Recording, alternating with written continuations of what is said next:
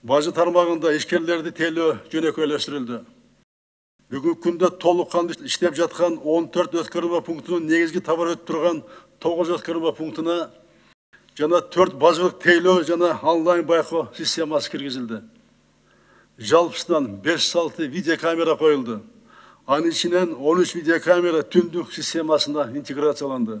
Азыр ар бир жаран интернет аркылуу ошол өткөрмө пункттарына бажы тармагы ишкерлерди кандай кызмат көрсөткөн боюнча ар бир жаран көрсө болот, байкоо жүргүзсө болот.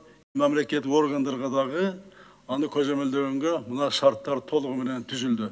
6 өткөрүү пункттарында автоматташтырылган инспекциялык текшерип кароо комплекси ишке киргизилди. Аталган комплекс киргенге чейин текшерүү 2 сааттан тартып бир нече күнгө чейин убакыт алчу. Азыр 5 мүнөт убакыт кетет. Бажыга товарларды киргизүүдө бажы органдарынын алдын ала маалымдоо системасы киргизилди.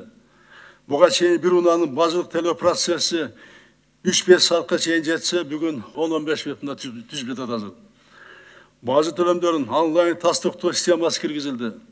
Натыйжада төлөмдү тастыктоо зарылдыгы жокко чыгарылды. Буга чейин банк менен бажынын ортосунда ишкер 1-2 күн кетирүүчү болсо, эми азыр андай зарылдыгы жок.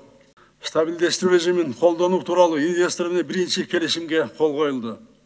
Ага ылайык салык мыйзамдары өзгөргөн убакта инвесторго ыңгайлуу болгон шарттар 10 жылга чейин сакталат.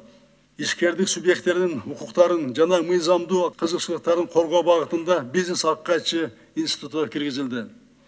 Мамлекеттик жеке өнөктөштүктү күчөтүү максатында мамлекеттик жеке менчик өнөктөштүк борбору түзүлдү.